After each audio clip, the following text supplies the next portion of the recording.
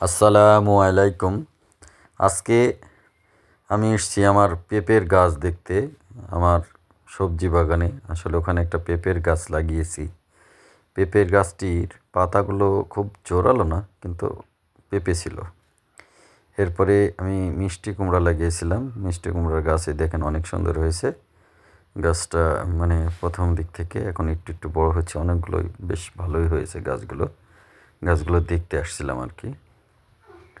তো দেখার এই মিষ্টি কুমড়ার পরে আমরা এখন নিয়ে যাব আপনাদেরকে ঠিক আমাদের এই যে আখ ক্ষেত। মানে এখানে আমি কয়েকটাই আখ, গ্যান্ডারি, কুসুর অনেক জায়গায় বলে আর কি, এই কুসুর লাগিয়েছে। দেখেন কুসুর বের হয়েছে, আখ বের হয়েছে। এগুলো কয়েকটি লাগিয়েছি নিজের বাসার জন্য। আমরা সেখানে এরপরে এই আখ ক্ষেত থেকে নিয়ে যাব আপনাদের এই যে আমার লাউ গাছের কাছে। আসলে এখানে আমি একটি লাউয়ের গাছ লাগিয়েছি পুকুরের ধারে। গাছটি অনেক সুন্দর হয়েছে, দেখতে পাচ্ছেন।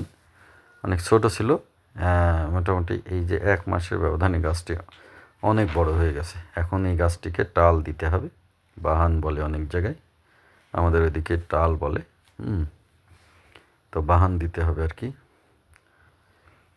এরপরে এই গাছটি এখন লতা লতা হয়েছে। এর গাছে আমাদের একটা বাঁশ পুঁতে দিতে হবে, যাতে টালে উঠতে পারে, মানে মাটিতে না লটকায় বেড়ায় আর কি, মাটিতে হেলে দুলে না থাকে এই জন্য। এবার এখান থেকে আপনাদেরকে নিয়ে যাব আমার মূলা ক্ষেত, অর্থাৎ ছোট্ট ক্ষেত মূলার। এই দেখেন কত সুন্দর মূলা হয়েছে এখানে।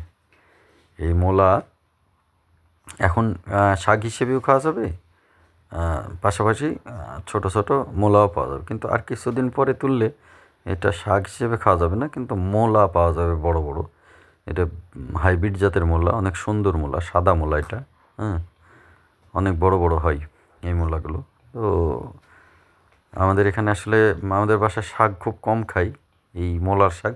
এই জন্য শাক হিসেবে না ইউজ করে আমরা এটাকে মূলায় খাওয়ার প্ল্যান। তাই এটা এবার তুললাম না, আজকে তোলার ইচ্ছা ছিল কিন্তু তোলা হলো না। এই যে পরে দেখেন আমার এটা ধনে লাগাছিলাম, এই ধনে কিন্তু হয় নাই।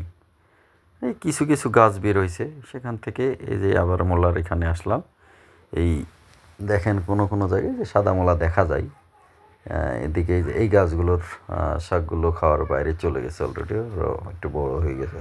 এগুলো সবই আছে খাওয়ার মতো সুন্দর। এই মূলা বাগানটি দেখতে অনেক সুন্দর লাগছে, ছোট্ট জায়গায়। এরপর আমার হাইব্রিড জাতের পেঁপের গাছ, আমি কয়েকটি পেঁপের গাছ লাগিয়েছি, যে 2টা দেখালাম। এই যে আর একটা দেখেন, এটা অনেকটা সুন্দর হয়েছে, অনেক সুন্দর গাছটা বৃদ্ধি। গাছটার বাড় অনেক বেশি মনে হচ্ছে, অন্য একই সাথে লাগিয়েছিলাম ওইগুলোর তুলনায় এটা অনেক সুন্দর। এরপরে যে এখানে আমরা পুনকা লাল শাক যেটা বলে সেটা বুনেছি। দেখেন এই যে ছোট্ট ছোট্ট বের হয়েছে, একদম ছোট ছোট অনেক বের হয়েছে আর কি। এরপরে যাই আমরা আমাদের পুরাতন গাছগুলোর দিকে। এখানে যাই আমরা, যে মরিচের গাছ নতুন এটা লাগিয়েছে অবশ্যই, এই যে নতুন মরিচের গাছ, এখন কেবল ফুল আসছে। গাছগুলো ছোট ছোট লাগিয়েছিলাম, এখন ঝাপড়া হয়েছে কত বড় বড় দেখেন। এতে 1 মাসের ব্যবধানে এইগুলো গাছের এই অবস্থায়। যে টমেটো, টমেটো গাছগুলো একই সময় লাগানো, আসলে অনেক সুন্দর হয়েছে এই গাছগুলো। এই যে টমেটো, তারপরে যে বেগুন, এর মধ্যে নতুন কিছু বেগুনের চারা আমি আবার লাগিয়েছি। এইভাবে মনে করেন আমার এই যে 3 ফলের গাছটি এখানে আছে, কিন্তু গাছটির আগা যেন কেউ কেটে দিয়েছিল। তারপর দেখছি যে গাছটি একটু বাড় কমে গেছে আর কি। তারপরে শীতের জন্য একটু কম বাড়ছে হয়তো। তো এবার আমরা এই টমেটোর গাছ অনেক বড় হয়েছে। টমেটোগুলো কিন্তু বিদেশি টমেটো, হাইব্রিড টমেটো, অনেক বড় বড় হয়। এই টমেটোগুলো চায়না না, এগুলো আলাদা টমেটো, অনেক গোল গোল হয়, বড় বড়। এটার বিচি কম হয় এই টমেটোর। এরপরে আমরা এখান থেকে যাব, এই যে টমেটোর গাছ দেখেন, এই যে এর ভিতরে আমি শাক বুনেছি। শাকগুলো দেখাচ্ছে, যে লাল শাক, এটা আপনাদের দেখালাম। এরপরে যাচ্ছি আমরা আমাদের পুরাতন গাছ, লিচুর গাছ দেখলেন। এই যে এখান থেকে আমরা এই যে প্রকৃতি দেখেন, আমার মডেল মসজিদের সামনেই আমার এই বাগানটি। এই বাগানে পিছনে সরকারি মডেল মসজিদ, হ্যাঁ, এখান পাশে একটি পুকুর আছে, সুন্দর পরিবেশ আর কি। এই ভবিষ্যতে এই জায়গাটা অনেক আরও ভালো কিছু উপহার দিবে আশা করি। এই যে এখানে আমাদের পুরাতন বেগুন গাছ, সেখানে গাছ দুটো অনেক সুন্দর, দুইটো গাছই আছে। এই দুইটা গাছে আপনার এই যে দেখেন একটা কালো, এটাকে বলা হয় তাল বেগুন। তাল বেগুন লাগিয়েছি আমি, অনেক ধরছে।